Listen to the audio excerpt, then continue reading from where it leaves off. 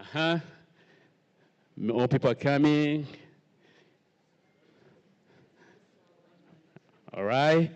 You, if you want, you can just put one name. It's enough.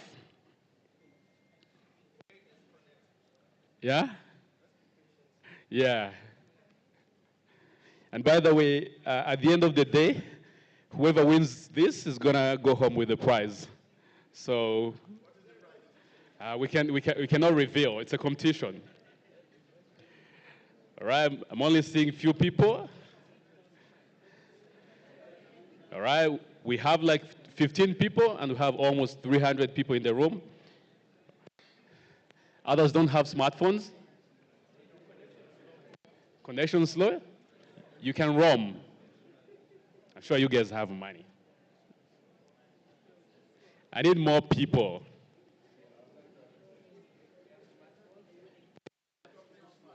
You guys don't have smartphones? That's weird. And you guys have been talking about technology. Yeah. Yeah.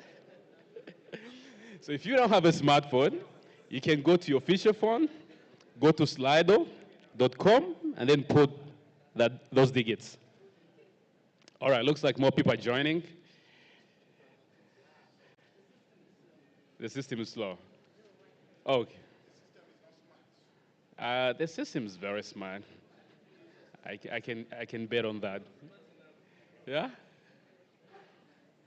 Okay. All right. So if we have probably 50 more people, we can begin.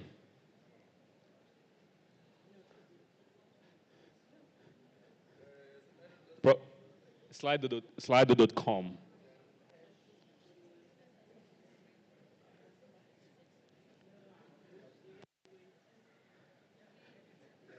Dr. Yemi, I cannot see you. It's not working. Really? I can hotspot you if you want. Yeah? It's not working? Still loading?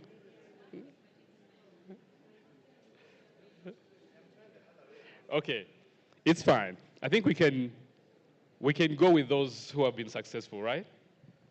Okay, so, oh my God, what do we do? Maybe the DJ can hotspot you. I don't know if he's too kind.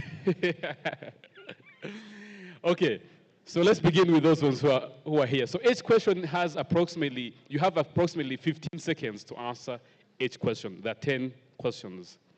So you have to answer that question to the best of your knowledge. All right? Let's begin. All right. Are we there? According to the African Development Bank, Africa's food and agriculture market could increase from $280 billion a year in 2023 to what? Let's go. Just choose one answer. Oh yeah, that's it. That's gone. I said each question has 15 seconds. Yeah. We're testing your knowledge. Yeah, that's why it's 15. It's like it's a quiz. So we want to test your knowledge. All right? Let's go to the second question.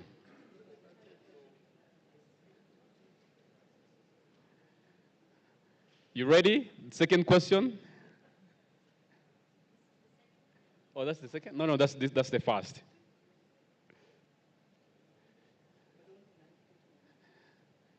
I don't know, let me check. It's going on? Yeah? Yeah, that's the first question. The second question is coming. Yeah, it's slow. It's because of the internet. It's not working?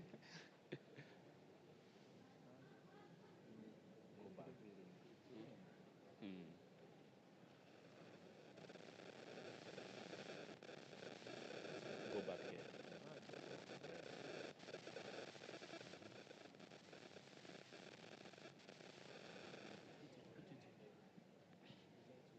Yeah.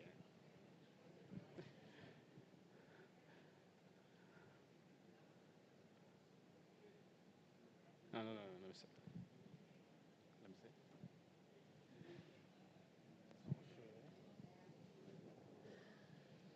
Okay.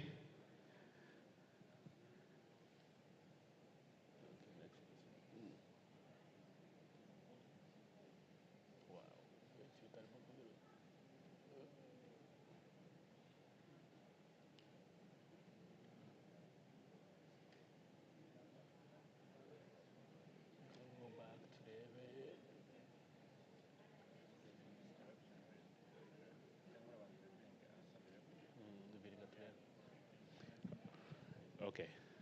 Komeza turebe. Next question. All right. So we're good. So let's go to the next question. Sorry.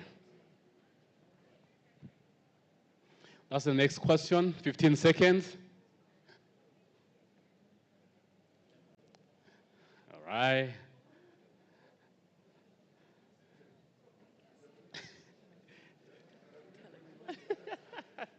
All right. Let's go. Let's see what the answer is. Oh wow, 60% of you get this. Like, what are the 40% doing here? Okay, we can do better. All right, next question. Who's the current Minister of Agriculture and Animal Resources in Rwanda? That's an easy one. 6 seconds. 5, 4, 3, 2, 1. There you go. Let's see. Ooh. 21. All right. Uh, the minister is Dr. Ildefonso Musafiri. Okay, 50% of you cannot tell the minister of this country. Okay, that's strange. Okay, next question. What is the largest cocoa producer in the world? Agricultural experts. Let's see. Let's see. Let's see. What is the answer? What is the answer? Cote d'Ivoire. There you go. Cote d'Ivoire is the largest producer of cocoa in the world. I think they control 30% of the global output of cocoa. All right. Next question. Let's go. How much agricultural land does Rwanda have? A hint that the PS spoke about it on the first day of the conference. Let's see. Let's see. What is the answer? Boom, boom, boom, boom. Let's go. 1.4 million hectares. So the permanent secretary talked about this in his speech. We're trying to find out how attentive you are when leaders are speaking. All right. The next question. In the production of plant crayons, which plant provides 85% of the necessary ingredients? Prang is a company that makes crayons that draw. Okay. Let's go. Which one? Woo! Soybeans. I'm surprised. Nice. That's true. That's right. Next question. Let's do this. What is the leading producer of wheat in Africa? Let's see. Okay, let's see. Let's see. How many of you got it right? Let's see. It's Egypt. That's true. According. Okay. I can't believe majority of you cannot tell the leading producer of wheat in Africa. All right, next question. Which of these is correct? Bananas are berries, raspberries are berries, coffee beans are beans, blackberries are berries, mulberries are berries. What is correct? Out.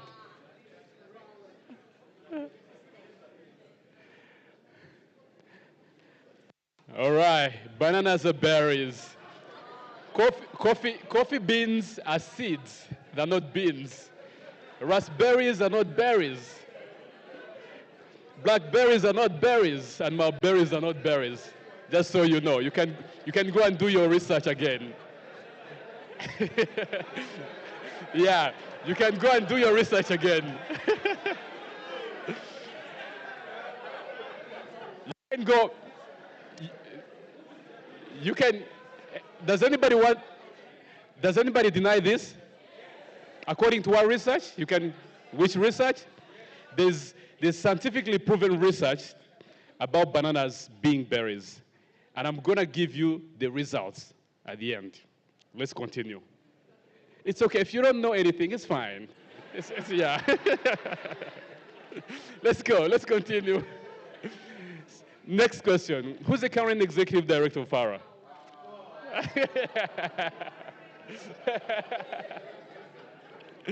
All right. Let's see. What? No, no way. 10% of you were not here in the last 3 days? No. Wow. Okay, I think some of you should be fired. Or you shouldn't be invited at the next conference. All right, next question. Who delivered the first speech on the first day of this year's conference? Let's see. Oh my God. The minister delivered the first speech? No, that's a lie.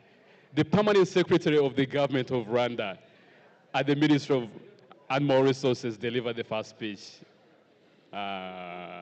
Guys, no, Dr. Olivier Kaman is the permanent secretary. He delivered the first speech on the first day. Okay, next question. I see people who are attentive during conferences. We're almost at the end of the quiz. Oh, Jeff K. Who's Jeff K? Who is Jeff K? Jeff K won. Congratulations, a round of applause to Jeff K. I can see the board chair of FARA is almost among the first 5 people. All right, find me after this. No, it's true. It's actually correct. I'm gonna get you research and I'm gonna project it here. Yeah. All right, so ladies and gentlemen, another round of applause to the winner. Congratulations, Jeff K.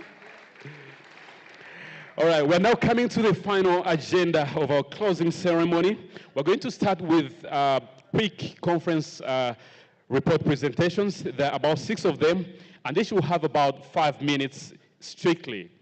The first presenter is going to be represented by Kofi Kwaye from the biannual CSA conference.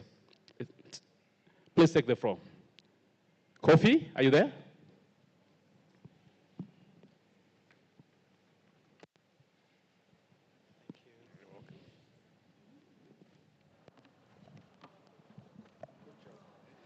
Good morning, Africa.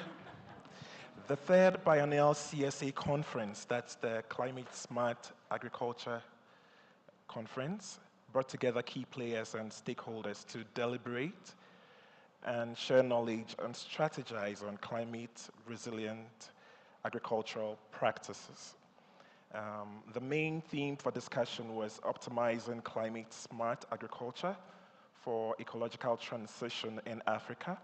And the sub-themes were agroecology, biodiversity, and soil health. The second was the role of digitalization, artificial intelligence, and precision agriculture in climate mitigation and adaptation. Youth engagement, women empowerment, and agribusiness development for CSA was the other, and government issues in CSA and food systems transition as well. 24 papers were presented, and 13 of these were done on-site here in the plenary room, and 11 were presented virtually. Okay, thank you. All right. So as key discussions and takeaways for the CSA the CSA conference, there was a strong emphasis on the need to move beyond the limitations of modern and input-intensive agriculture and also embrace a more holistic and sustainable approach, which is resilient and biodiversity friendly and also responds to the local context. It was also pointed out that there's a need for a more collaborative and co-creative approach that builds on what farmers are already practicing rather than replacing the methods that they're already, or let me say completely replacing these methods. On the point of unlocking the potential of youth in African agriculture, participants highlighted the importance of engaging and empowering youth in the agricultural sector, which has the greatest potential for job creation. And this requires addressing infrastructure gaps, improving market access, and ensuring that agriculture offers decent employment opportunities for young people like myself. And the discussion also emphasized the need to diversify crop production and promote the cultivation of neglected and underutilized species that are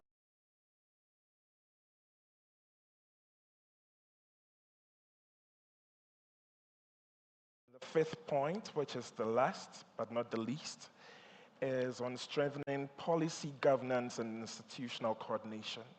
And here participants stressed the need for robust evidence-based policy frameworks and also the improvement of coordination among various stakeholders, including policy makers, researchers, and farmers to drive the transformation of African agriculture towards sustainability and resilience. Thank you, ladies and gentlemen. Good morning. All right, thank you, Kofi, for using your time.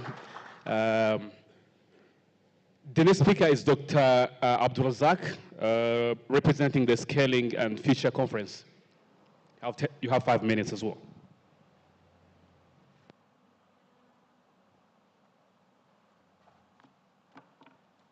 Good morning, Africa. Morning, ladies and gentlemen. So I'll be presenting the summary of the outcomes of the discussions we had during the Scaling and Futures Conference.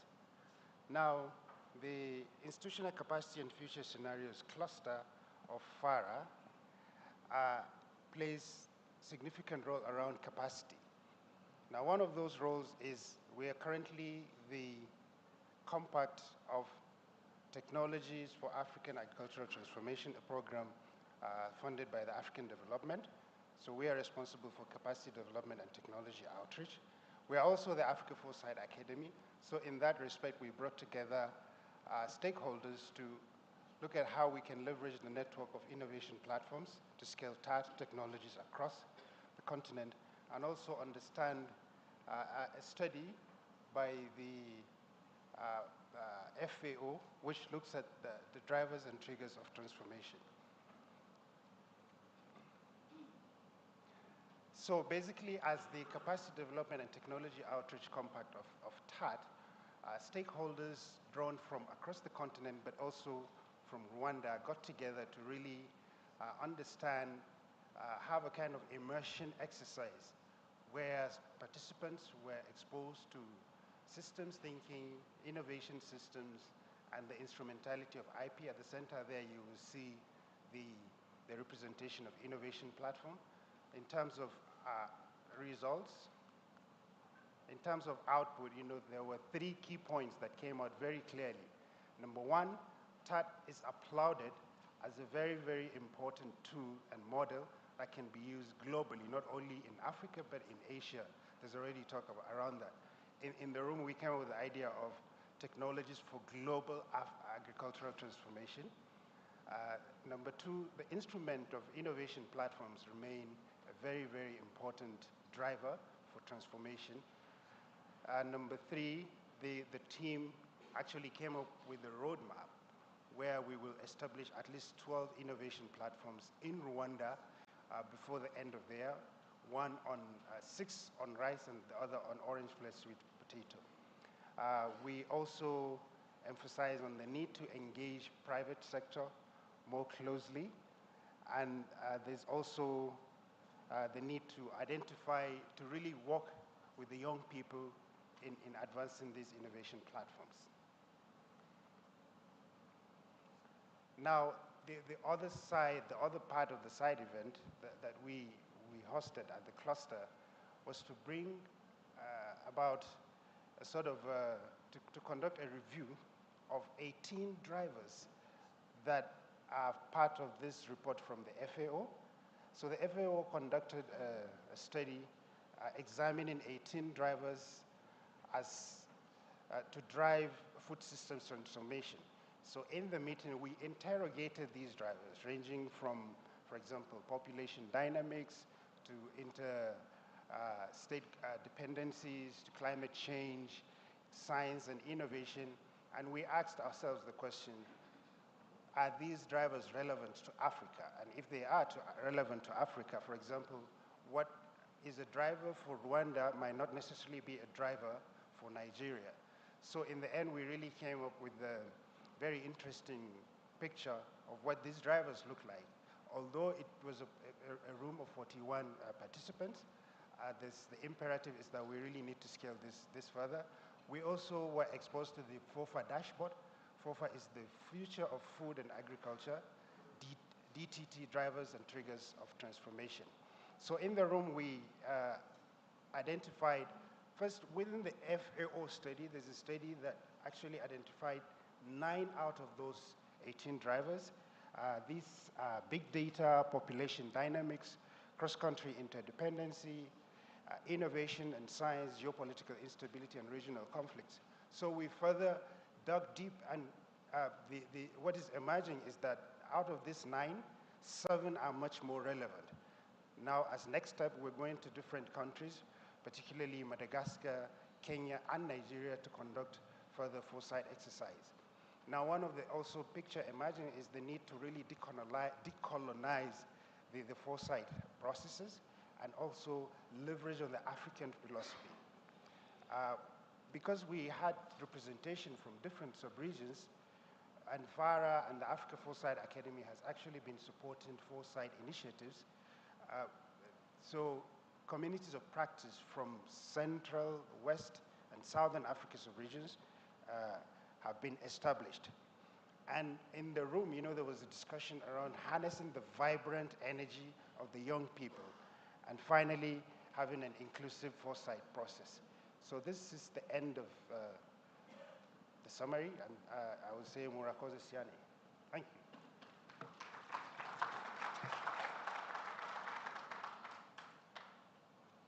So the next speaker is Benjamin Abugri.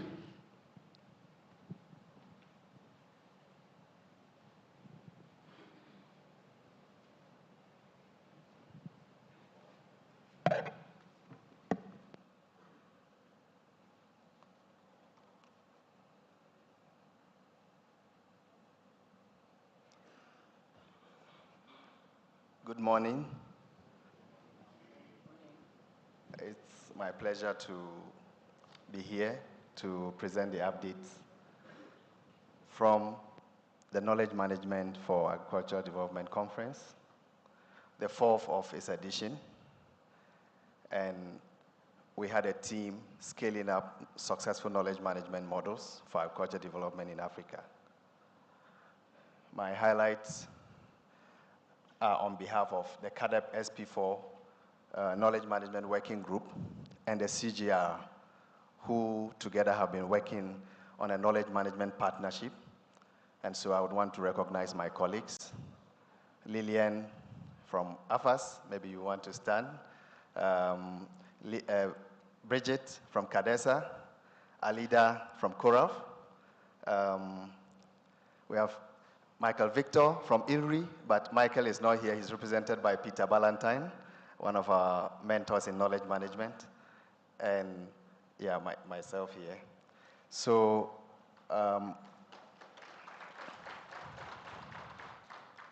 thank you very much.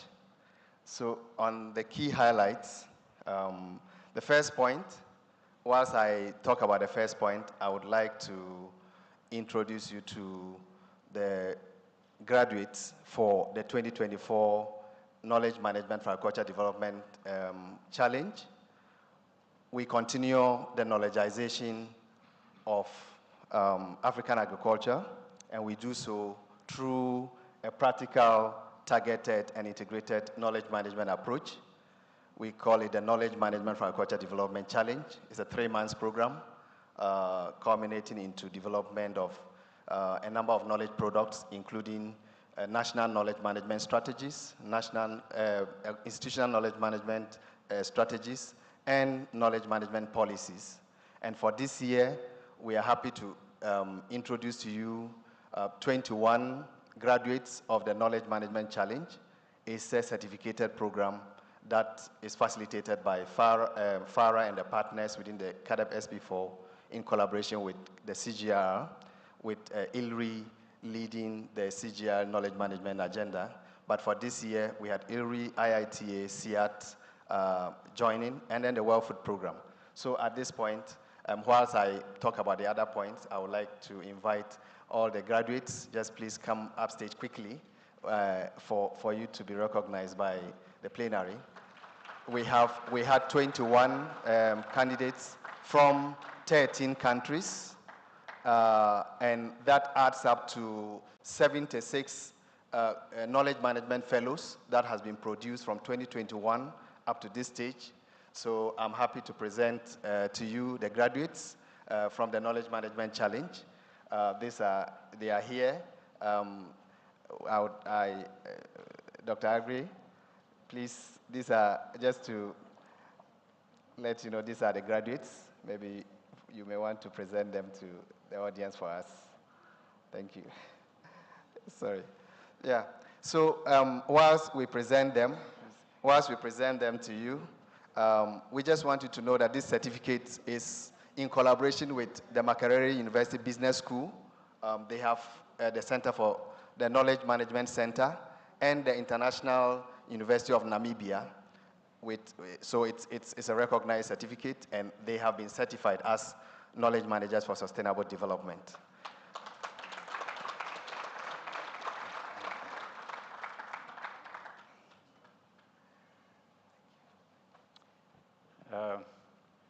It is my great pleasure and honor to present to you, the SPAC participants, the KM for AgD, what do you call it? Graduates for 2024.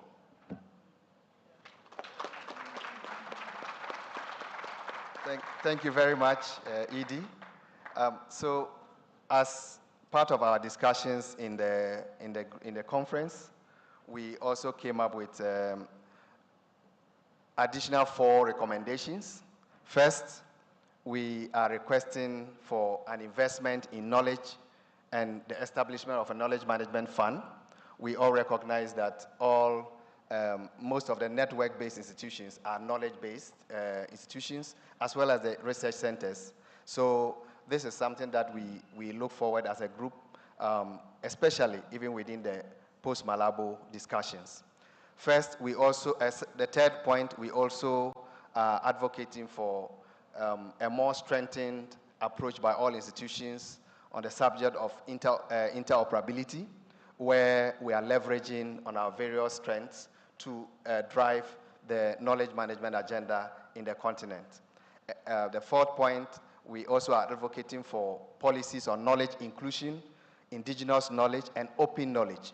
These are 3 key things that knowledge workers face face challenges, and we believe that if we're able to strategically integrate this in our operations, recognizing indigenous knowledge within the context of research will be very important to us. And the last point is knowledge management education with practical linkage with the knowledge management for agriculture development centers, which we believe that it's for the past 4 years that we've implemented this initiative. It's been very strategic. We've built a very critical mass of knowledge workers coming from both national, institutional, regional, and the continental level, with a clear linkage with the international knowledge management community. So we believe that these points will be very important to us, and we thank you very much for granting us this opportunity. Thank you. All right. Another round of applause to the graduates. Thank you, Ben. Our next presenter is Dr. Antwi Kweku, representing the Policies and Partnerships Conference. Please take the stage.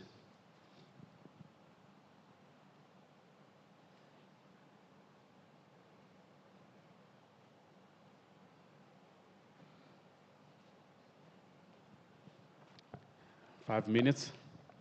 Thank you very much. Good morning, ladies and gentlemen.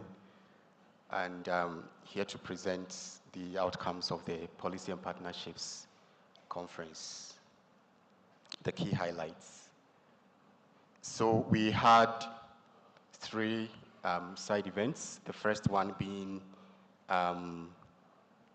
the opening plenary, then the next one being a side event that looked at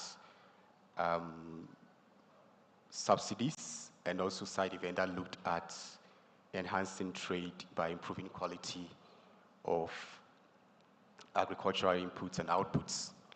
So for the opening plenary, we had a privilege to host the board chair of FARA and some other prominent people in the room.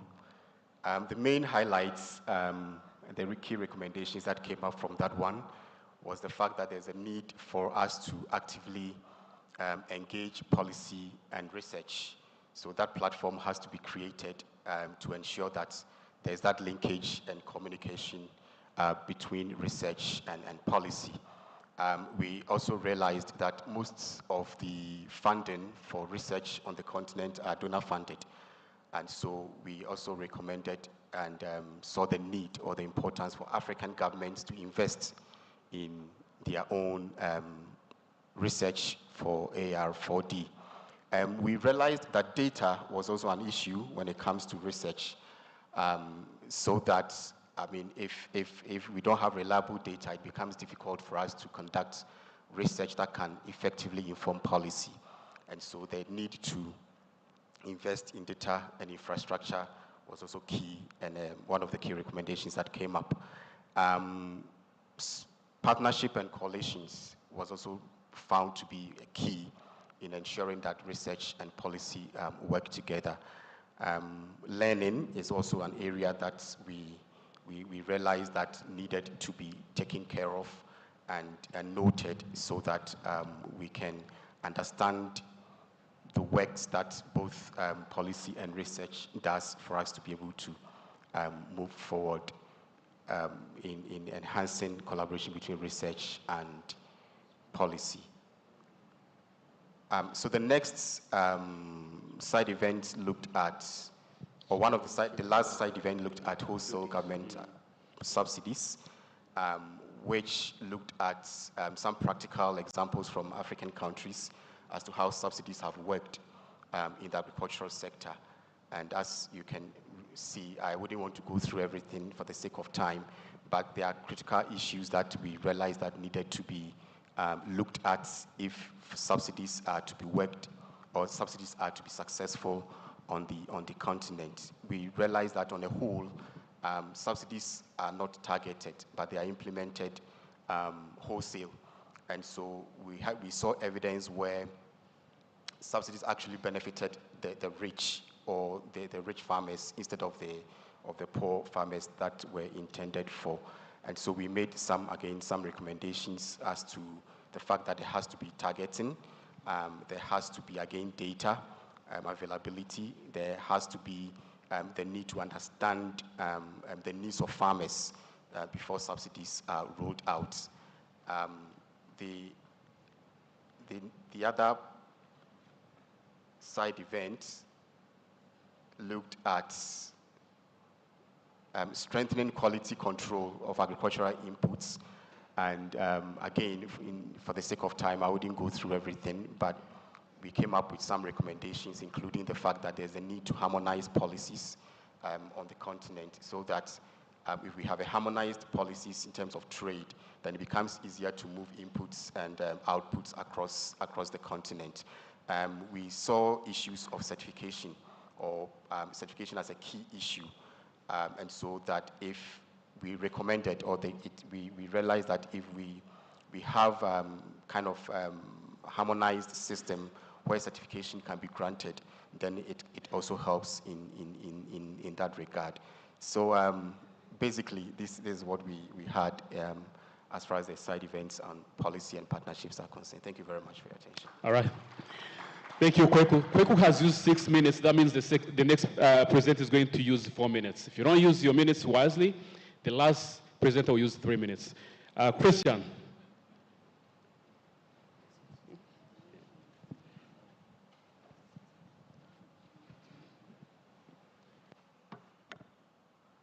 It's already afternoon. Good afternoon to you.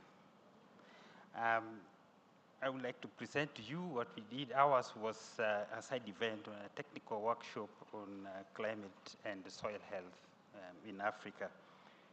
We had a 2-day workshop that was attended by experts on climate change and soil health from more than 15 organizations in and outside Africa.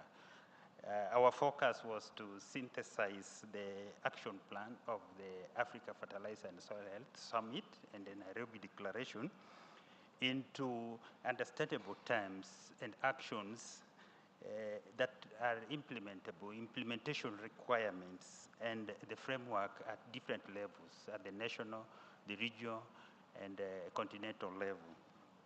We worked on ingredients that can be turned around into a chapter on climate change and soil health in the Soil Initiative for Africa, a companion document, specifically touching on climate change adaptation measures, mitigation measures for resilient agriculture in Africa.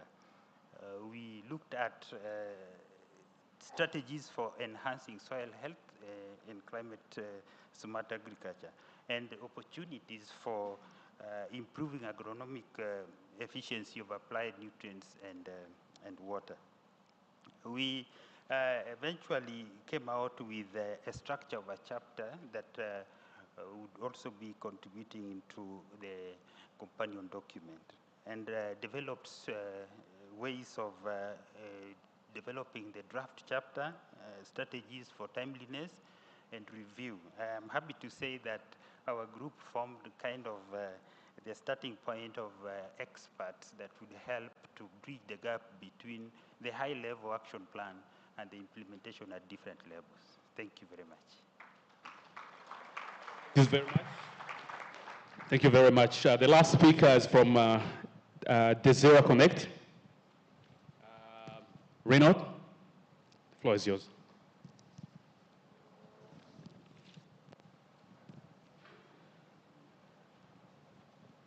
Thank you very much. Good morning, ladies and gentlemen.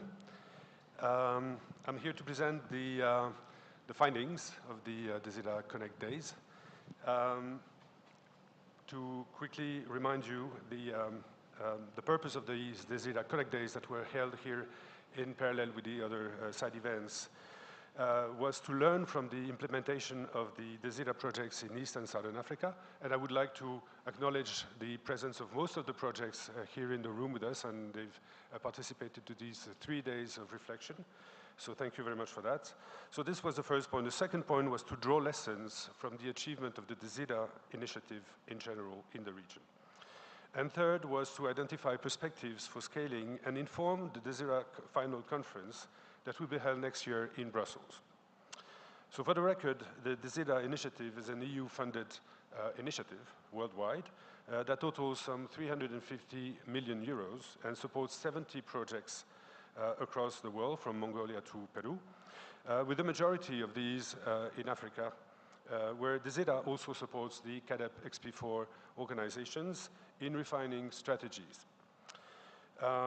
Altogether, DESIDA supports in sustainable and responsible innovations for sustainable food systems. The R in DESIDA, and that's the important part, means research. So we've been discussing the connection between research and other stakeholders. We've organized these DESIDA Connect Days in partnership with FARA to ensure transference and ownership of results at the continental African level. Together with FARA also, we will organize a second event for Western and Central Africa DESIDA projects at the end of September in Accra. FARA will be a key partner in the next phase of DESIDA, which is due to start next year. So what did we learn, and what would I want to share with you briefly? Relating to research, but it resounds with many things that have already been said. Research is essential to help farming communities tackle the multiple challenges they face. To do so, research, however, needs to support new solutions, it needs to support communities, and it needs to embrace co-creation of new knowledge. So new knowledge is great, but it needs to be owned, and in this regard, farming communities need to be the core actor, but it also needs to translate this new knowledge into actionable policies that will enable innovation. Ensuring this ownership and translation into action is best supported by multi-stakeholder mechanisms that are becoming the new normal for research in agricultural innovation. So scaling out, scaling up, and scaling deep, the multiple outcomes of the DESIDA projects require that these multi-stakeholder mechanisms are further supported and facilitated. And this is likely to be better achieved if research and its partners draw from transdisciplinary approaches. Among these, gender and youth should have a key role. This means also that farming communities design further meaningful solutions in partnerships with civil society, with research, of course, and also with the private sector. It also means, and this was strongly highlighted, that governments and public authorities understand and support this.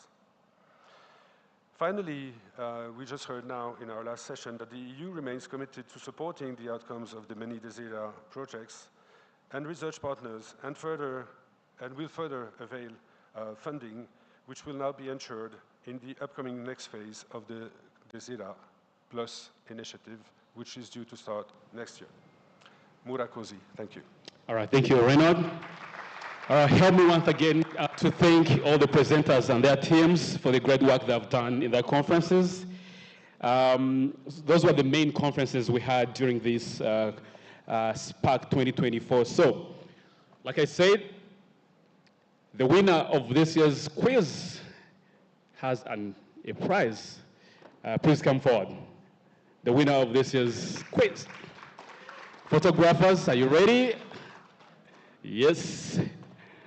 We tested your knowledge, we saw how you performed, and the winner today goes home with amazing chocolate from Ghana. Come closer. Although Ghana is not the leading producer of cocoa in the world, just so you know, what is the leading producer of cocoa in the world? All right, great. Congratulations. Thank you. All right. All right, so our next session is about side events. We held side events during this year's conference. So allow me to welcome Dr. Tilahun from IWMI. Dr. Tilahun, are you there? All right. So Dr. Moyo, are you around?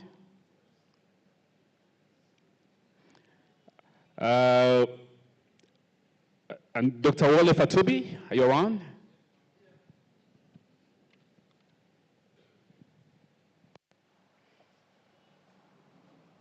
You also have 5 minutes. Yes, thank you very much, MC. Okay, you can present, then I'll come after you. Okay. Thank you very much, and good afternoon, everyone. The CGR had an opportunity to hold side events where we introduced our new portfolio that is emerging and under development. This is an opportunity for us to come together and integrate our work across centers, working with our partners and in different countries and regions to address the grand challenges that the world is facing. We know that the food systems, the agricultural food systems, continue to face many challenges, and we can all address or relate to them. They range from climatic threats, they include droughts, floods. We know that the communities and the people in these regions are looking for means to respond to this. As a science-based organization, we are using the science to generate solutions and products that can help countries and communities deal with this. We were here to share just a few of those science programs. We will have 8 science programs or research programs ranging from climate action to those that are looking at multifunctional landscapes, to animal and aquatic food systems, breeding for tomorrow. We're also looking at nutrition, sustainable diets. We're looking at climate action, just to mention a few. For these to deliver, they will be enabled or there will be accelerators. Accelerators include capacity sharing. We know we had in our group this morning that it is an important area that we come together with countries and our partners to share the capacities that we have. These range from the need maybe for training of trainers. We already saw contribution here through the knowledge management group. There are many ways that we partner with knowledge partners and universities to contribute to the capacity sharing. We also have facilities in our research centers that are open and available for fellowships through our research at different levels. But we also have an accelerator that looks at data and digital solutions. We know how important it is for farmers and decision makers to make informed decisions that is supported by evidence generated by our research. So data and digital solutions is one of the accelerators.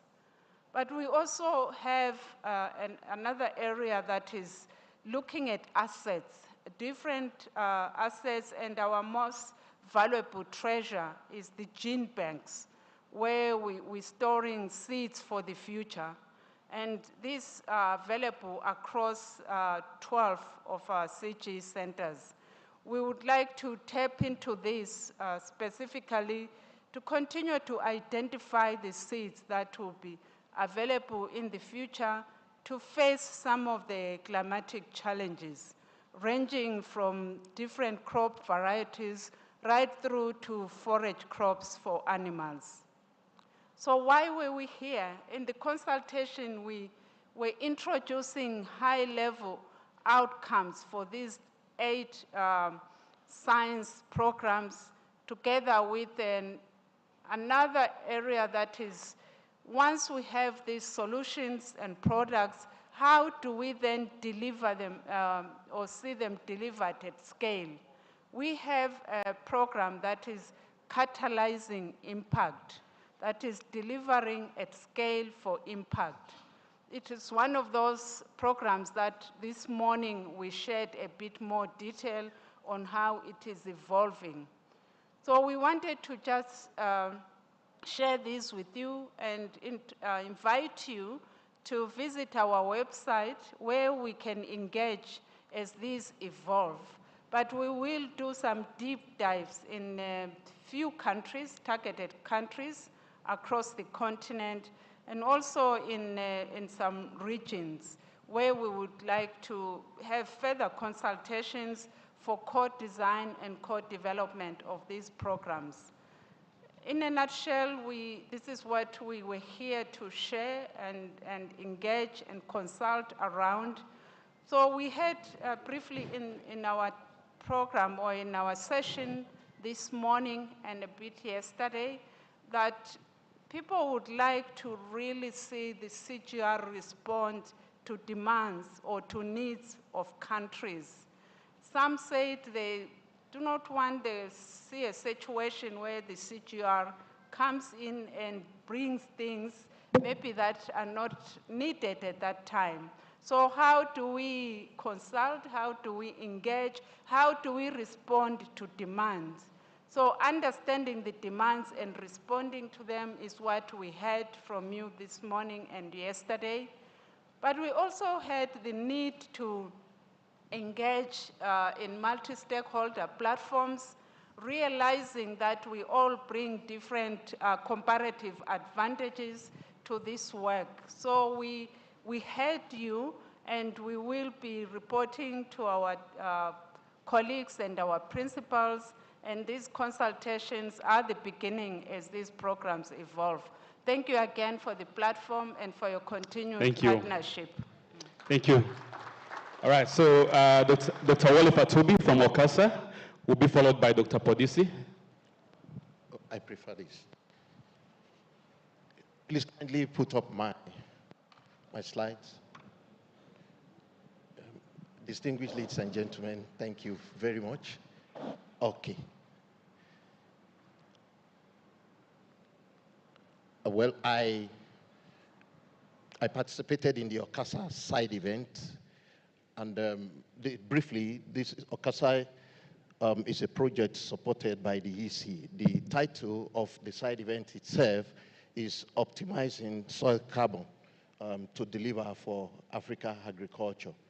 The focus of the project itself is to increase carbon emission, is to deal with the issues of increasing carbon emission from the soil, and it's supported by Horizon 2020.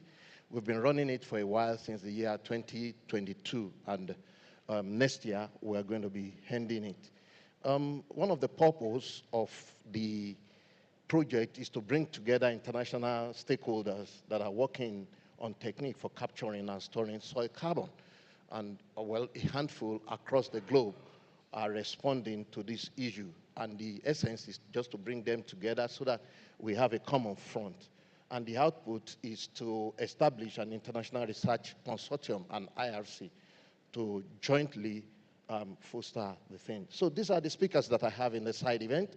We had 2 key presentations, and we have expert panelists respond to the different discussion.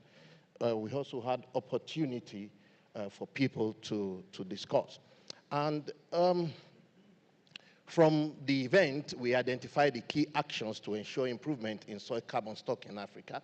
Time will fail me to go into the details, but quite unique perspective from across the continent and outside the continent are beginning to come up from this consultation. You will find the details of this in the report of the conference. Then the need to leverage smart partnership, the partnership of African chapter of the Global Soil Platform, the NUHARA, that is the continental organization working strongly on organic agriculture, and other specialized body that are entrenched in the different country. The key issue that we see that will constitute the agenda setting from this discussion is the need to fully develop and operationalize the International Research Consortium on soil organic carbon. And we feel that this should smartly align with the ongoing framework on the continent, particularly the Soil Initiative for Africa and its 10 years implementation framework. That's briefly what we did in this session. Thank you very much.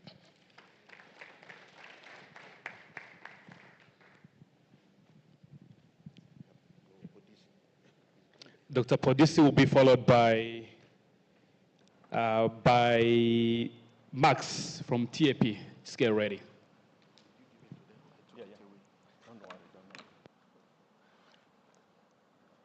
Thank you, Director of Ceremonies. I'll be speaking here on behalf of the CADAP XP4 Consortium, which is a partnership between FARA, AFAS, CADESA, CORAF, and ASARECA. It's an initiative that is supported by the European Union and administered through IFAD. Basically, this program was also looking into emerging issues because the program was intervening on issues which are climate relevant. And we have been working as a consortium on emerging issues. We all know that the Food System Summit admitted that our food system is broken and needs to be fixed. And agroecology is one of the approaches that was identified as having potential to contribute towards bringing solutions by helping to sequester carbon, but also to bring in resilience through its culture of recycling. So the CADAP XP4 Consortium has been engaging both virtually, even in strategic events, try to highlight the issue of agroecology, which has emerged as an important approach, even in the EU's Farm to Fork strategy. As a build-up to this event, I mean, earlier on in the year, there were a number of events which were hosted at strategic events such as the Fertilizer Summit, which was held where the consortium in partnership with the EC held a side event just to highlight how agroecology could contribute solutions such as in terms of enhancing the soil fertility. In this side event, which we hosted here, the key points of the presentations highlighted the importance of soil health as a solution to addressing the transformation that is needed within the food system, and recognizing the importance of the contribution of indigenous knowledge in being integrated into the science, which will be guiding the solutions that are coming out of this. The issue of diversifying productivity by also using different crops, and also getting farmers out of the trap of being unable to produce enough at primary level, which is keeping some people unable to adopt certain techniques. And also the fact that in most of our countries we have subsidy schemes, which are quite an important vehicle which most of our countries are using to promote best practices. Therefore, some of the key actions which were highlighted in these discussions was to consider leveraging on some of the opportunities that are there through educating our farmers, and also to come up with standardization so that we also don't confuse our stakeholders, particularly the farmers, and to ride on the indigenous knowledge which is out there so that whatever that we are promoting would be socially, politically, and acceptable. Also to identify sustainable intensification options for each specific context that can deliver on an effective food system, and for us to continue to educate the policymakers who are very important in guiding the interventions at national level, and of course to promote utilization of crops from the different agroecological settings such that farmers will readily be able to accept this, and also to ensure that this will be a gradual transition such that we do see that there will probably be still a role of the mineral fertilizers to some extent, and this will be a transition such that over time the organic solutions will be well embraced. So in closing, there's a recognition that soils are a backbone for crop production and soil health restoration, and therefore we need to look at ways of looking at various ways in which we can actually even deliver some of our people from this poverty trap of being fixated on maize production, sometimes which is being produced unsustainably or due to the technologies which are not working at the moment.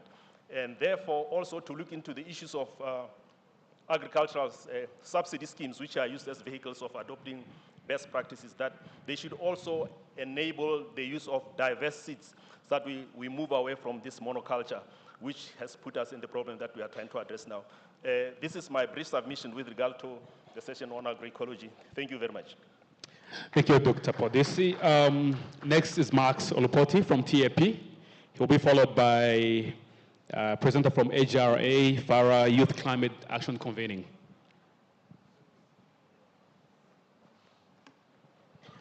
5 minutes. Thank you. Good afternoon, colleagues. I am Thomas Ameng, and I will be giving the highlights from the side events on tropical agriculture platforms, strengthening agriculture innovation systems for agri-food system transformation in Africa. As we know, the TAP is facilitated by FAO and supported by the Desira project with the funding from the European Union. The side event attracted the participation of up to 66 participants, and we had the privilege from Dr. Agre to provide the opening remarks. And some of the key emerging messages that emerged from the interaction that we had was the need for us to have a strong and collective action to build a more coherent and integrated agriculture innovation system by strengthening the capacity, especially the national agriculture research systems and the extension and advisory services, of course, including also other initiatives and actors. The other issue that also came up strongly was the need for a clear niche for tropical agriculture platform to provide capacity development support at regional, national, but also very specific emphasis on the national agricultural research systems and also extension services. And the need for integration, I think this issue pop up in a number of discussions, the need for strengthened agroecological practices, but also regenerative conservation agriculture process and the practices into the capacity development initiatives. There were also some key issues that pop up as part of the emerging vision for the subsequent period. And some of these issues are the need for us to strongly the integration between the functional and the technical capacities with, of course, inclusion of gender, youth, and vulnerable communities into all capacity development in regards to agriculture innovation systems. And of course, some of the cross-cutting issues that also we need to focus on, the innovation niches, includes issues on climate change, agroecology, transition, regenerative agriculture, digital agriculture. I think this also came out very strongly, post-harvest management, and value chain development. We would call it value web development because of the complex network within the different value chain within the agri-food system network. And also the need to strengthen linkages between research, education, producers, that include both farmers and others, to promote co-development and co-creation of innovations. And very importantly is also the need to strengthen the multi-stakeholders institutional mechanism, including innovative platforms and hubs to scale up capacity development and knowledge sharing, among others. And as you're aware, the TAP developed some tools and guidelines. So there's now need to take this also to integrate it within the higher education and learning, also to be able to ensure that there's knowledge available for for those institutions, especially for students. And then the last one is to enhance the role of TAPs in policy advocacy, most especially for agriculture innovation system, again at national level, including joint learning, monitoring, and evaluation at all levels. Yeah, these are the key points that we had from that side event. Thank you very much. Thanks a lot. Dr. Jeremiah, you ready? We'll be followed by somebody from CGIAR, Research and Innovation Portfolio.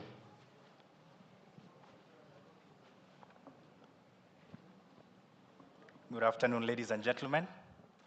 I always say that when I greet people, my expectation is that they will respond. So good afternoon, ladies and gentlemen. Yeah, I'm presenting this on behalf of my colleagues from FARA, Richard Combat, Professor Wole, and also colleagues from AgriFrontier, Alfaxat Gitau. My name is Jeremiah Rogito. I work at AGRA within the Climate Adaptation, Sustainable Agriculture and Resilience Unit. So AGRA is in a transformative journey over the next 5 years in collaboration with the MasterCard Foundation to be able to catalyze 3 million jobs in the continent of Africa and 1.5 million of these jobs should be dignified and fulfilling jobs. And the key areas really that we are looking at is entrepreneurship, market access, agricultural productivity, financial inclusion, and youth governance in climate and adaptation. So in the context of the Science and Partnership Conference, we hosted a side event, and the side event had 53 participants, really focusing on youth drawn from across the country right here in Rwanda. And as you can see from the picture, it's indeed true that the event did indeed happen. And I can actually confirm that this is indeed Lemigo Hotel. And I can also confirm that these are indeed youth participants from the pose that I have taken in this particular picture. So some of the key points that came out from this particular session is one, that youthful population is quite huge, especially here in Rwanda and across the continent. And as you look across what is happening across the continent in Kenya and some other places, I'm not a prophet, neither a son of a prophet, but you know I'm named after a prophet. So if you see what is happening, you can actually predict what is going to happen if we don't take advantage and do something within this particular space. And so some of the barriers that were highlighted to youth entrepreneurship were issues around access to land, finance, information, limited technical skills, access to markets, and lack of entrepreneurial skills. But also the youth in Rwanda indicated that they are moderately involved in decision-making processes, especially around climate change-related issues. But they indicated that they have their willingness to participate in these initiatives around climate-related employment and green jobs. And they indicated also that there are emerging platforms that allow interaction among the youth in Rwanda. So what are the recommendations that came out from this particular session? One, to strengthen access to markets, that is both local and intermediate markets, but also to support policies that can ensure youth have access to agribusiness, technology, and also emerging opportunities for the youth in the agriculture sector. But also that government and NGOs can be able to do better to support the youth, especially right here in Rwanda.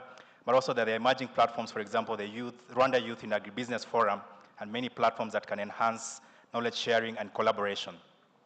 The last point, and this was striking, because out of the 53 participants, 16 participants were female. If you do that maths, that is 30%.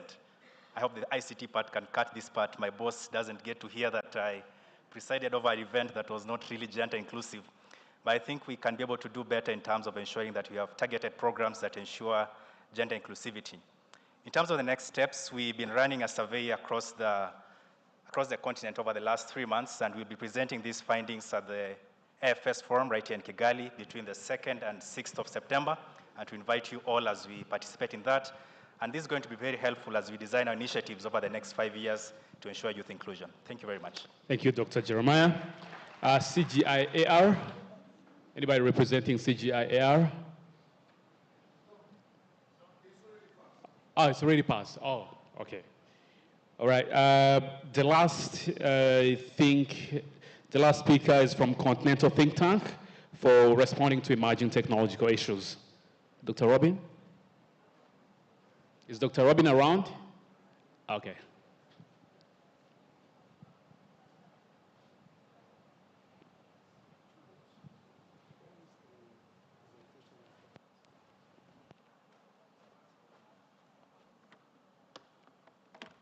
Good afternoon.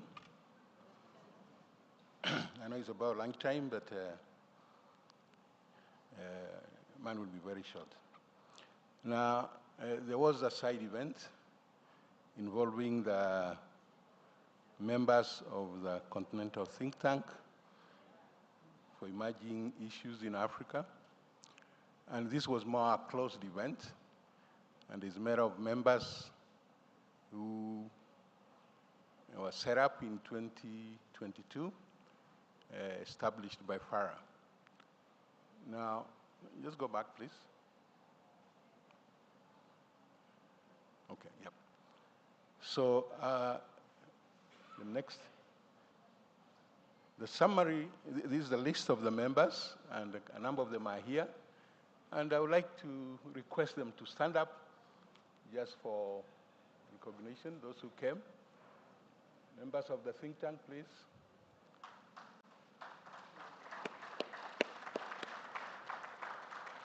The names are there, and some of them have left already.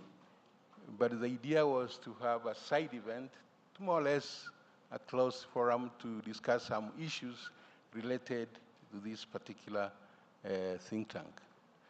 Now, maybe some of you are not aware, but this was established in September 2022, and some of the terms of reference for this think tank were those up there to establish the set of knowledge and technologies in existing constraints and carry out projection of issues towards obtaining solutions.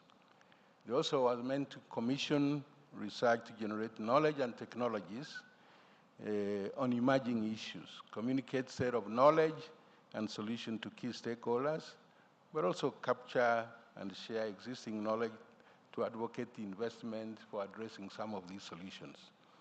Facilitate partnership, but also offer insights on organizational knowledge and technology dissemination. Now, those were the original TORs, or terms of reference, for this think tank. So our forum today was to look at a couple of issues, and it was to review, part of the key element was to review what the process that is going on, to reflect on the science agenda, and also help to define the future an agenda for science, post-Malabo, CADAP Africa Research Innovation Strategic Framework. Now, in our side event, we had discussions of those. I presented part of that in the plenary, and in this was one of the main aspects agenda for the forum, but also was to take stock of its contribution as a technical think tank, and also define the way forward. Now, in our discussions, we really came out with a renewed commitment for the members to offer strategic advice and guidance. Now, one of the elements they'll do in the next couple months, and probably in the future, is really to support the development and future implementation of the science agenda during the post-Malabo phase.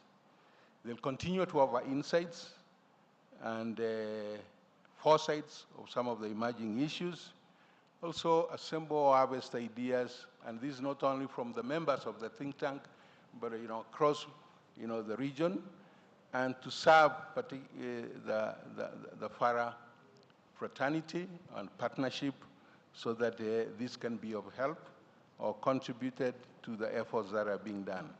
And also in advising on institutional alignment to achieve impact. The think tank also reviewed their TORs, the one I've just read, and recommended some adjustment to them, but also to strengthen their role in giving that support, and also focus on some operational issues to make it implement and be more effective in the contribution they make.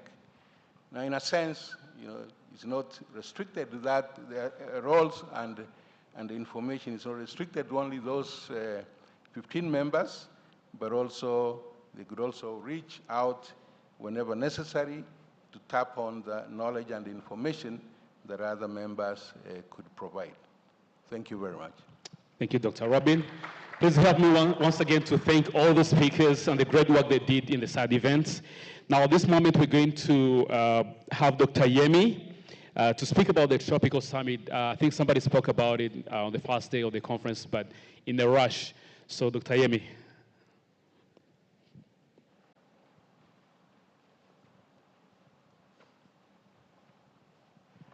Thank you very much, Julius. Good afternoon, ladies and gentlemen.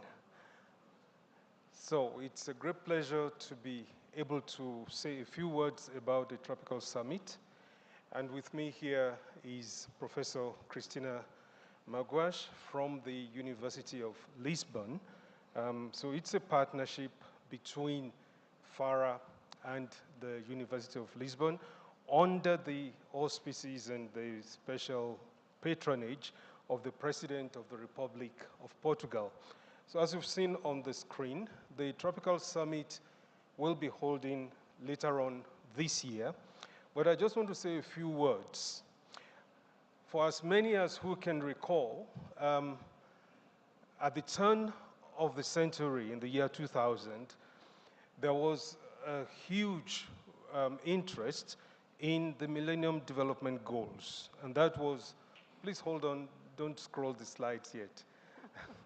There was a huge interest in the Millennium Development Goals, which was a 15-year program, and the architect of that program was one Professor Jeffrey Sachs of the State University of New York in Columbia. So this event, we all followed it with enthusiasm, but then came 2015, when MDG 1, MDG 2 was set for us to halve poverty and hunger. But as I always say, unfortunately, by 2015, poverty and hunger halved us. And then came the SDGs.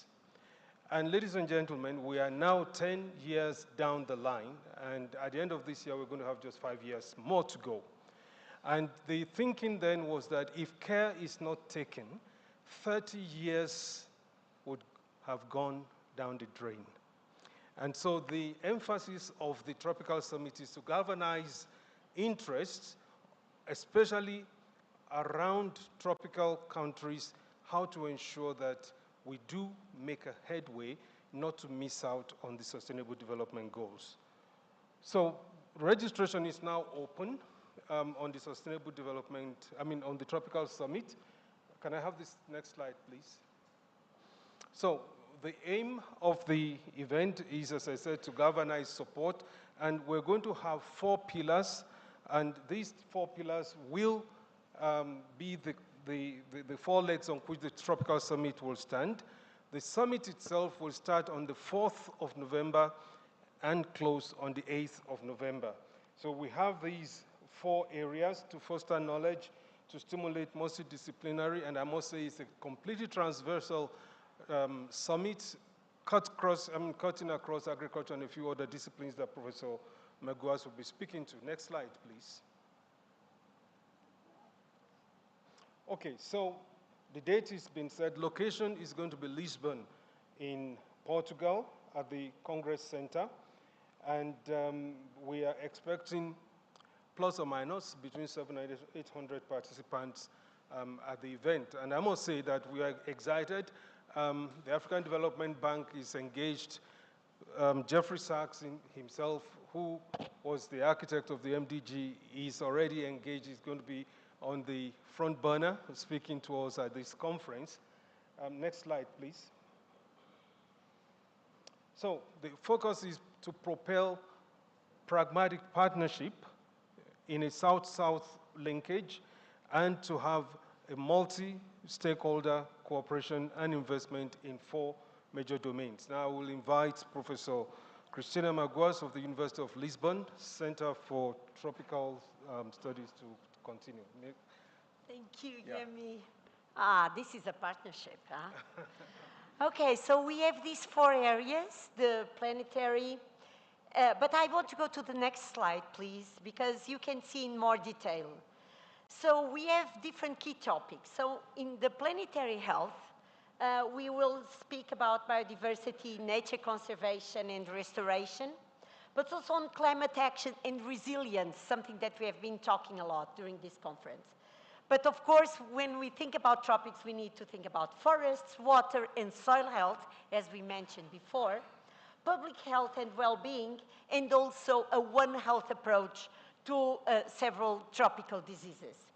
So in the next slide, we will have something that is very critical to this meeting, that it's about the agriculture development, where, of course, we need to focus on agroecology, blue economy, value chain sustainability and equity, foresight for food and for technologies, and also agriculture, nutrition, and health.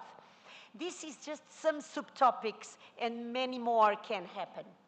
On the other 2 areas that are more social-derived key areas, so some of the topics, because we know that urban systems are so important, so we are talking and developing strategies for urbanization, mobility, and sustainable cities, but also the important social and economical problem of migrations and demographic challenges. socio-spatial justice, and a reduction of inequalities. Sustainable tourism is very important. I heard a lot in Rwanda, for example. Energy transition, and of course, digital transition. And finally, we cannot forget at the same time that we need to have a sustainable human development. And this is why we thought about some key topics such as social and political rights, technological and social innovation, equitable education and capacity building, gender and youth. We just listened about how, and we know globally speaking that it's in the continent, the Africa continent, where we have the higher percentage of youth of the planet. Economic and business model transition, and finally, geopolitical dynamics. In the next slide, so after knowing all this, so how can we put all this together in a very tight program, which will be 3 days? So as you can see, we have from high level to roundtables, workshops, stands, you know, meeting one-to-one, from private to academy to different stakeholders. And all this is a program that we have there. You can go to our website. But the idea is that to have always keynotes for these 4 themes, then followed by a round table with the possibility with interaction for discussions. We have, of course, all these possible from side events, as I said, roundtables, all these, but also we want to have culture moments. So after all day, we need some social events. So we need to have moments to be together, and this is why we have always to end the day a culture event. So in the next slide, as you see, and you can see in our website, there is a large variety of ways to participate, from single delegates to sponsors, and you have all these possibilities. But what is really the most important thing is to participate.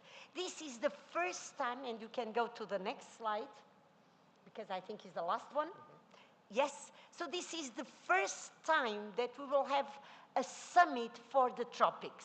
And this is why, since the very first beginning, we look for a partner. And it is a coincidence that immediately we talk, and immediately Farah said, we want to be engaged.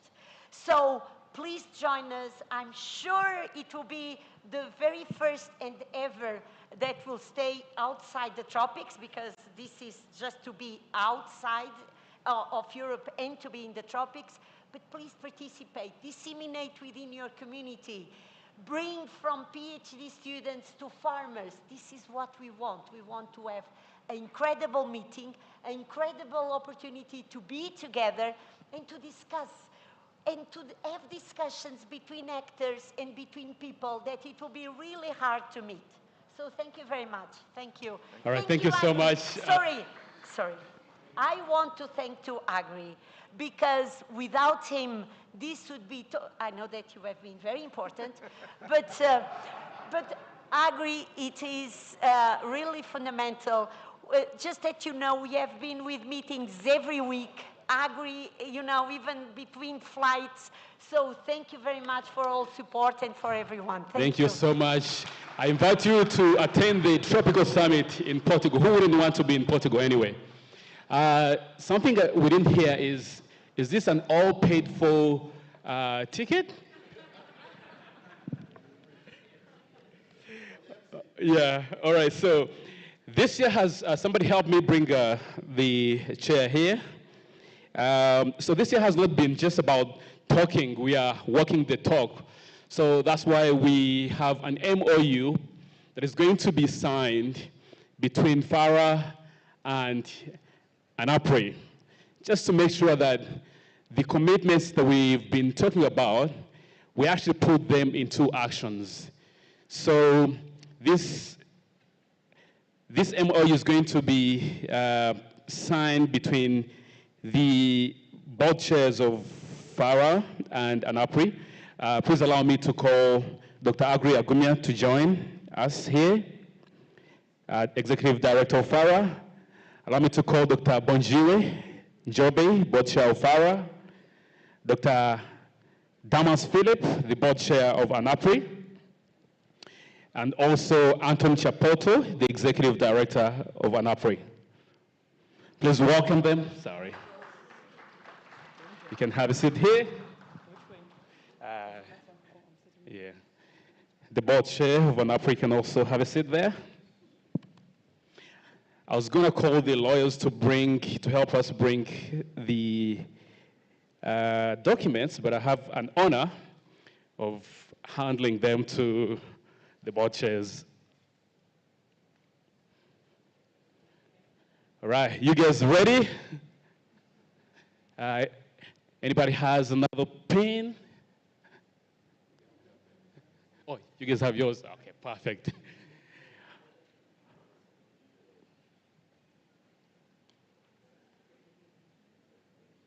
Do you want to say anything?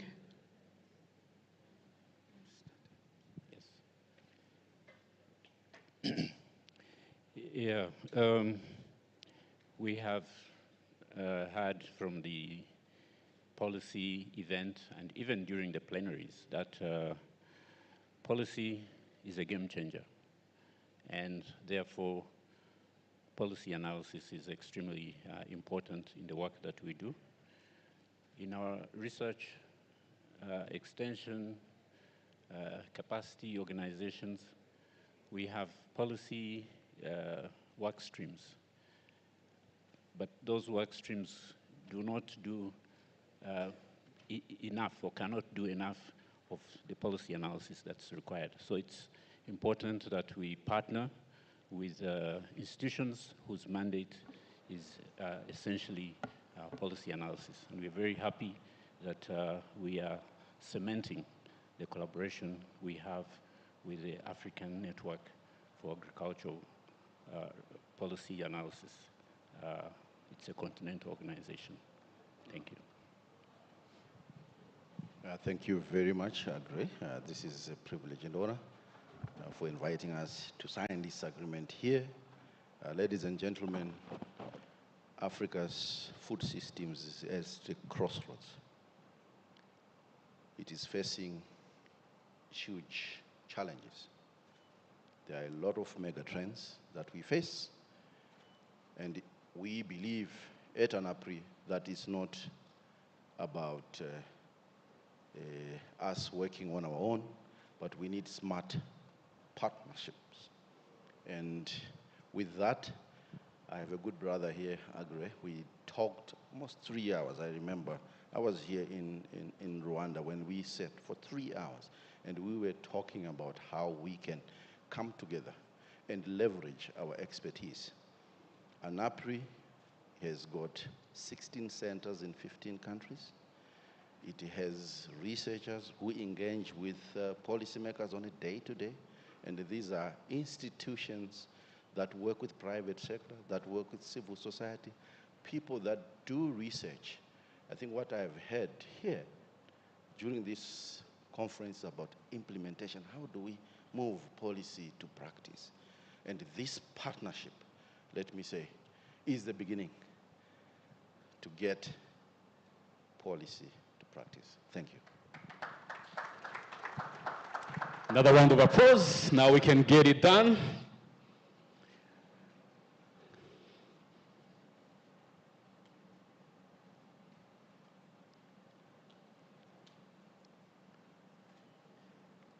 We're walking the talk here. If anybody feels like they're convinced there's another partnership that they want to seal here,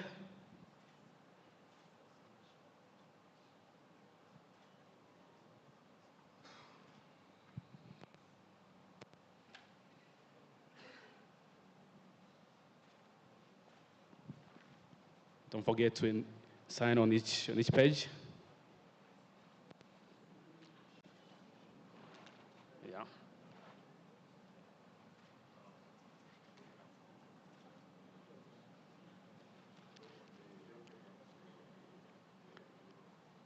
Right. almost coming to the conclusion of this.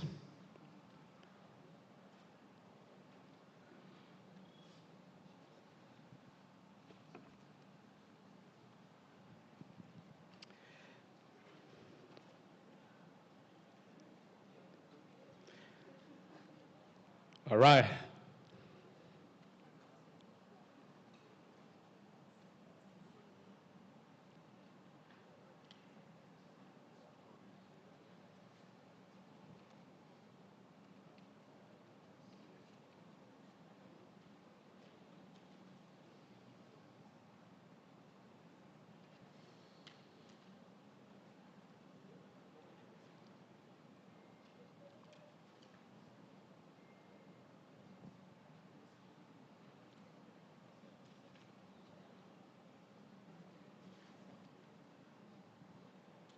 I think we're done.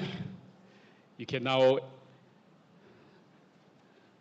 stand up for the photo, and you can exchange the documents. Ladies and gentlemen, a round of applause for this strong partnership, the commitment that the two organizations are making. All right, thank you so much. Another round of applause as they take their seats.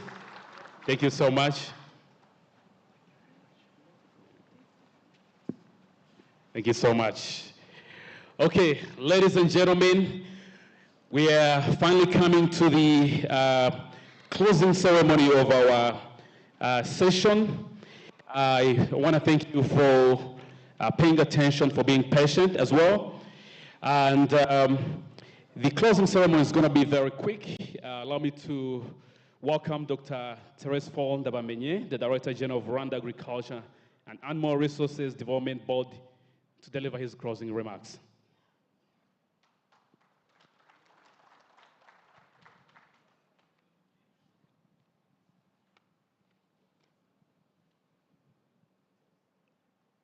Thank you very much. Maybe next time they'll be thinking on the shorter people. So that is why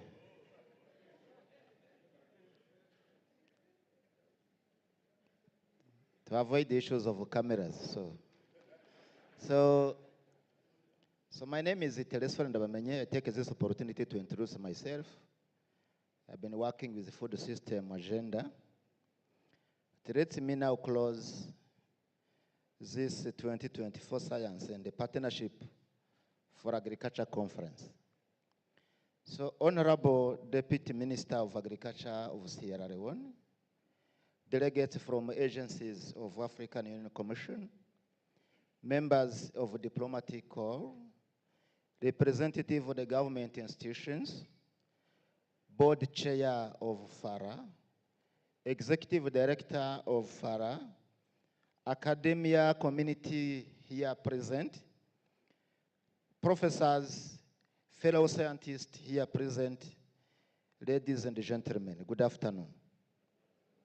So I'm honored to stand here and make testimonies of our incomparable achievements during the last 3 days of this international conference, Science and the Partnership for Agriculture in Africa and beyond. Thanks to the FARA for championing this success and choosing Rwanda as a host country for this conference. Thanks to the other high-level competent authorities here present who have been taking 3 days off from their own offices and come to join us to discuss around the science and the food. So in short, why did we convene here? What did we miss? I think we convene here to strengthen our partnership and leveraging on scientific exchange and the knowledge sharing. Most importantly, to respond on the development goals agenda that we have at the continent, even globally. This conference was an opportunity to discuss and learn more from each other on the eminent theme. So one was the climate smart agriculture in general. The most important one is the knowledge management for agriculture development, where we have to think to give what we have. So we need the knowledge so that we can deliver it to our clients. In this topic, some scientists have been discussing on how to merge the indigenous knowledge and the modern science. Rwanda is a role model where we have Rwanda Agriculture and Animal Resources Development Board working on both hybrid model research and extension in one pool of scientists. So I have seen youth being a part of this discussion, and I still believe that this is the legacy of our agriculture sector in general. Some people have been talking about accelerating a food system, which is very important at this time. Some people have been talking about a partnership and the relationships. So let's crowd ourselves and deliver on the SDGs agenda. So I still believe that this conference has been an occasion to bring in mind of the decision makers. As some of ours have been discussing, the policies can influence negatively or positively the transformation of food systems. So we need to do smart policies and result-oriented policies.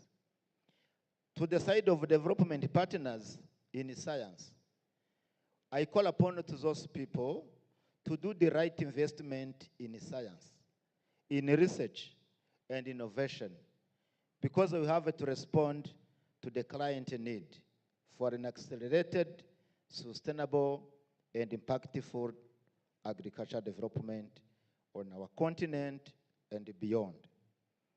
Let me bring to you, all of us, the following questions. Do we really need food?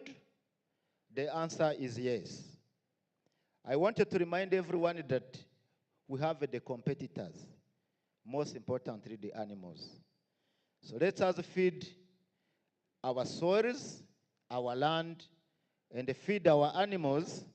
Consequently, we'll be feeding ourselves. So before I conclude my remarks, I wanted to remind you that the journey is now starting. We have to shift from the talk and move to the real action. How to do it? This is a question for everyone. But I still believe that we may do reforms where needed. We may need to accelerate with good tools and policies where it is needed. I wanted to remind you again that challenges that are needing a solution from science and the partnerships are real, and they are waiting for us to have a very quick intervention. So I call upon everyone to join effort and keep the momentum to address those discussed challenges. Before I conclude, I would like to thank everyone who contributed in one way or another to the success of this conference. Just to mention a few, let me start from the FARA leadership and the secretariat. Those guys have been doing a very good job. Let me recognize the efforts provided by the local organizing committee, including protocol, security, media, social scientists, local scientists, and the other partners. Last but not least, the support from the partners and the funders who made this event to happen by providing funds and all means. So let me lastly thank the Lemigo Hotel leadership for hosting us and making sure that we have enough food. I thank you all, and I wish you travels back to your destination. Thank you very much. Please, another round of applause to the Director General of RAB. Sir, on behalf of organizers, we really apologize. Next time we'll be inclusive. All right, so now I'm going to bring here the people who made us spend the last 3 days here, Farah. But before I invite Dr. Bonjiwe, let me call upon the Dr. Agri Agumya, the Executive Director of FARA, to quickly deliver the SPAC report and agenda for 2024-2026.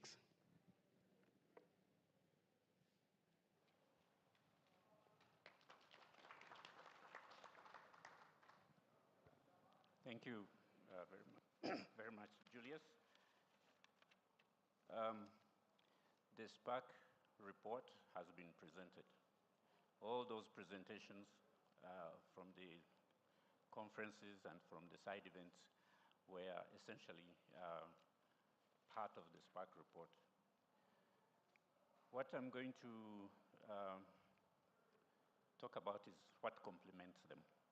The first point is to observe that this SPAC has been indeed breathtaking. I don't know about you, but for me, it has been very refreshing, very breathtaking. We've had lots of quality conversations, and there were many take-home messages. We heard that agriculture is very complex and is getting more complex, and the whole story about the need for integration, changing of mindset, which calls for partnerships, greater emphasis on partnership. We also learned that in terms of content, we're doing fairly well compared to how we are doing in terms of implementation. I just want to share a statistic that I got from somebody in one of our authorizing institutions, African Union and AUDA-NEPAD. And the person said that in terms of resolutions by the heads of state, the summits, about 90% of them are not implemented. So the problem is implementation and coordination. And that's something we need to confront, and the SPAC is a good platform for starting to move the dial in that respect. We have new CADAP agenda coming up. We have the science agenda, the research and innovation strategy also under development. Implementation for these will really be, is what will make the difference. We are going through the process of formulation, very inclusive process. The test of the pudding would be on the implementation. A key point that we made at the beginning of this SPAC was that we will have quality conversations, and we've had them. But stopping at conversations is not enough, as you all know. The conversations are important, but we need to have some actions. My chair mentioned that we had a SPAC where we discussed the soil initiative, and here we are talking about an initiative and action plan that have been implemented. That was actionable at the last SPAC. So the chair and the director of RAB will be closing this SPAC, but I want to request that we do not consider that closure as we are walking away from the work that we are doing. When I look at what comes out of the reports, I see a lot of recommendations, a lot of key messages. What I don't see enough of is some concrete actions. Say in the policy conference, what are the two concrete actions that we are going to move with and report at the next SPAC? So in terms of not closing, where I'm saying we are closing, but we are not closing, I would like to beg the indulgence of the teams that have been working that we extend this SPAC for another 2 weeks in the areas where we'll be and identify 1 or 2 or 3 concrete actions that we'll commit ourselves to. So that's my main call in this short presentation. As I close my remarks, when we were signing the MOU, we had the executive director of ANAPRI present, and he made some remarks. He was appointed only on Monday this week as executive director. So I just want to amplify that announcement about his appointment and recognize him. You've already seen him, but when you meet him, shake his hand. It's a big task that he's taking on. Thank you very much. So, thank you so much, Dr. Agri. I wanted to just make one slide to show the participation in this conference. Yes. So we have 396 participants, about 41% female, from 37 countries. And the next number there is a number that I contested, 151 organizations. And I requested I be provided with those organizations. It's true, there are 151. Many of them participated in the preparation towards the summit through the KM for Ag and OCASA and the other organizations. We have 6 sub-conferences and 8 side events. And then the next slide is a point for that we can brag about. Over the last 2 days, the SPAC2024 hashtag trended as #1 in Rwanda. Amazing. Thank you very much. Thank you so much, Dr. Agri. Now join me to welcome Dr. Bonjiwe Njobe, the board chair of VARA, to deliver her closing remarks.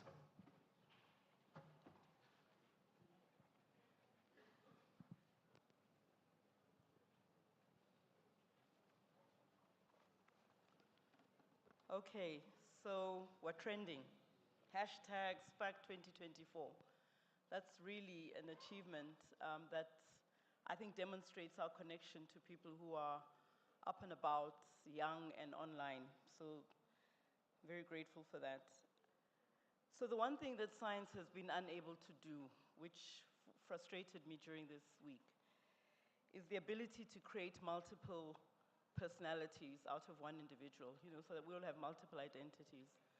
Because that would have allowed me to attend so many more events over this week. So I was limited in what I was able to participate in. And this would have been my preferred mode of engagement, to be in many of these very interesting discussions that we heard a report on. So we've heard the distinct conference reports, and we spoke about the different events that were taking place that reflect a very rich discussion in each of the sessions. And what is pleasing is that the report backs were very clear.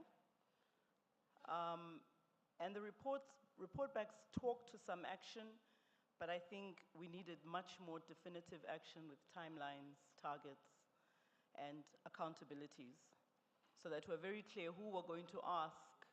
So what did you do because you were given that responsibility? We also received feedback from the side events, which was very interesting as well. I'm not going to list them, but we all heard those as well. Again, great information sharing. I guess the challenge there is continuing to ensure and enhance alignment in terms of what we do, integration and avoid overlaps, And I liked what Siboniso said around capacity sharing, because we do need to work together. Obviously, the focus areas that are coming through as important while still being handled in separate entities, but should be integrated over time, is this rich focus on soil. And I really think there's been such an advancement in terms of how we're engaging with soil and its contribution to agri-food systems transformation. Agroecology, obviously, we're now excited about tropical agriculture. So that's going to be another kind of filter to the work that we do and to the outcomes that we seek to achieve. So the Tropical Agriculture Platform and the action that's going to happen in the near future, where we can continue some of the discussions we're having now and take them into a world which is much more multidisciplinary, but also multi-continental. So yeah, so all of this is really in aid of the transformation of the African agricultural food systems. And I think what I like about the way in which we've positioned it is that we also recognize its interplay and interaction with the other global systems. So Alan Mulally, can't pronounce his name properly, a former CEO of Ford, the car company, said, leadership is about having a compelling vision, which we have, a comprehensive plan, relentless implementation, and talented people working together. This week, we witnessed the talented people working together. We witnessed the collaborative engagement, and what I think was particularly important with all of the distinct conferences was the fact that you had the FARA Secretariat sitting within each of those and therefore having sight of what all of the discussions were. So we can rest assured that the sense-making of how these different entities intercept and interconnect will be, and the synthesis of the outcomes will be undertaken by the FARA Secretariat and shared back with us. We, of course, need to ensure that the integration across several dimensions in the work that we do, there's thematic issues, there are discipline issues, there are geography issues where things land in one geography and should be interplay, there should be a clear interplay between them. And all of this in the context of science, there's issues of the integration of research, extension, and capacity development. I always like to add, making sure that we're using the same terminology with the same interpretation. FARA is a multilingual organization. We always have interpretation services, but I noticed that we have become very English speaking. And in that, I get concerned that we might lose some of the interpretive dimensions and, what do they call them, nuances, when we now work in different other languages, which are languages of the continent, official languages of the continent. So I leave that challenge as well with all of us. So what is the way forward? I refer back to the conversations we had at the beginning about the need for all of us individually and collectively to ensure accountability for results and impact. We can't justify going to conferences, participating in conferences, without being accountable and being able to articulate how that and attribute that conference to a particular outcome. So we've got to work harder at making the link. We have to remember that the work that we do here is funded. The resourcing comes from governments, be they our governments, African governments, or governments that fund international development organizations. But whichever government it is, these are public resources, and we must always remember our responsibility for being accountable for public resources use. Because ultimately, the people who sign off on the checks are accountable to their own constituencies. At a personal level, I take away a few words, keywords that I think kind of hit me. Either I made up as a consequence of listening to some of the discussions, or they came up in the discussions, or concepts, I should say, as well. So accountability sits high on the agenda alongside impact. And I think recognizing the loving collaboration but recognizing the need for us to manage the transaction costs around collaboration. We need to become very efficient at collaborating. So the hybrid combinations of meetings, I think, are really a good testament to that, but I think we just need to continue counting the cost of collaboration. What I really enjoyed was a multi-generational dimension to our work, and we need to maintain that. It was great to see the young graduates here, some of the younger presenters, and in the think tank, some of the retired youth. So multi-generational work is important because, yeah, I was checking whether you're listening, right?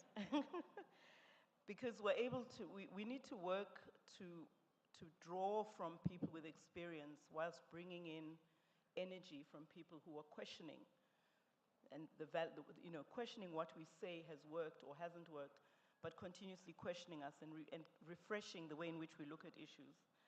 In all of this, we need to be safeguarding gender considerations. And I think a very important point made around inclusiveness, which, yeah, I also felt short, but I didn't complain. But yeah, we need to design our environments to be fully inclusive for everybody. So, so basically this multi-generation, this diversity of people engaging on these issues is really encouraging, and we need to take it into all aspects of the work we do. Policy advocacy has come up as very important. But I think what is more important, and it came out in some of the sessions I participated in, is the need to enhance the capacity for effective policy practice. Policies are documents written, they're decisions taken, but the true test of those policies is whether or not they achieve the intended outcome. And we all know that all policies may have some unintended outcomes. It's our capacity to anticipate or mitigate that is important. So I think really the discussions around the science agenda are critical for the next phase. The discussions around collaboration at the African organizations level are very important, and I think the signing of the agreement with ANAPRI is going to help strengthen that. The last area I thought about, which really I think I guess I kept on suggesting it and pushing it, was the concept of the consumer lens. We are all consumers of agro-food systems products. So as we design for future systems, we also need to apply the lens of a consumer so that we remember to go and find people who are not in the room to test some of our ideas and make sure that we move forward. And in that regard, I love the concept of knowledgeization. I heard another one recently, Haitization, transforming the Haiti education system so that it is about Haiti. So Haitization, knowledgeization, indigenization. I'm loving all these izations, but they need to have metrics. They need to have clarity and metrics so that we know what we're trying to achieve and we know when we have achieved it. So this event would not have been possible without a whole range of organizations, and I've been advised, or should I say instructed, to mention all of the organizations that have participated. So I really, first of all, want to extend gratitude and appreciation for the contributions from the Rwanda Agricultural Board, as host, as organizer, as problem solver, and whatever else had coming in between. Through the Deputy Minister, Dr. Teresa Dick from Sierra Leone, wish to thank your government as well for participating. I particularly enjoyed the fact that you fully participated, which I think is an important dimension of policy practice as well. The contributions from the African Union Commission and NEPAD, AUDA NEPAD, contributions from the European Union and IFAD as a lead donor and development partner to the work of FARA. Desira Connect, PAFO, ably represented here by somebody who also helps us at the FARA board. So Elizabeth, really, your double hatting is really helping all of us. To the Agricultural Research and Innovation Institutions, I think that's what the acronym means, but CORAF, CADESA, AFAS, Reforum, ASARECA in absentia, they did participate in the planning, and we are in an ASARECA region anyway. The Food and Agriculture Organization, the CGRR organizations, specifically, I think we're active, ICRISAT, IMI, ILRI, IITA, Africa Rice, but we know that the others in their own way contribute to the agenda. And then we also wish to appreciate the contributions from ICRAF, the insights that we had from Abdu in understanding ISIPE and its strategic value to us, AGRA, TAP, CRS, AAP, ANAPRI, FANARAPAN, Sasakawa Africa Association, YPARD, that's the youth, Foresight Hub partner organizations, Partners in the Soil Initiative for Africa, TAT partner organizations, the University of Lisbon, partners from the universities and national agricultural research organizations, members of the press, and here we have New Times, RBA, and CNBC, and all the service providers, as mentioned earlier on, in Rwanda. I think of the immigration guy who went through my passport and asked me all the questions about what I'm coming to do here, and oh, by the way, and I know the hotel where you're going to be staying. So really, the public officials in Rwanda, we felt very welcome. I also wish to add a special mention and gratitude to Dr. Agri and his team at FARA. They have, as you've seen, they've really walked the corridors, tried to keep us in line. They didn't only succeed in getting us in on time, but I think it's a hard work that goes behind any conference that is held by an organization. It requires everybody in the organization to be focused on that. So as I bring this august gathering to a close, I wish to quote the words of M.S. Swaminathan, the father of the Green Revolution, who I had the privilege of working with at one point in my youth. He used to say, if agriculture goes wrong, nothing else will go right. So as this collective, we have a responsibility to continue to strive to transform the agricultural systems, so that agri-food systems, so that they go right, so that the world can go right. So with those few words, I declare our conference closed. Et je vous souhaite un bon voyage. All right, another round of applause to Bonjiwe. Thank you so much. All right, so it's forbidden to speak after Bonjiwe. But allow me, ladies and gentlemen, we have come to the end of this year's Science and Partnerships for Agriculture conference. Thank you once again for your incredible participation in this year's conference. The past 3 days, have been filled with wisdom, with a series of speakers who delivered practical knowledge as well as high-level panel discussions that dive deep into the role of science and partnerships in driving agriculture development in Africa. What an amazing way to end the day. On behalf of the organizers, allow me to thank all the FARA partners and each and every one of you for sparing time out of your busy schedules to attend SPAC 2024. A round of applause, very big round of applause to each and every one of you. It's been such a great pleasure and an honor to be your host and for the past 3 days, and I wish to see you again, probably for the next Tropical Summit, right? Yes. All right.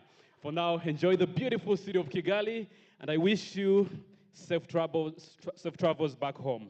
Just to remind you that we have an agriculture show organized by the government of Rwanda that is happening at 3 p.m. The buses will be in front of the reception. Make sure to attend. For now, thank you so much. Have safe travels back home.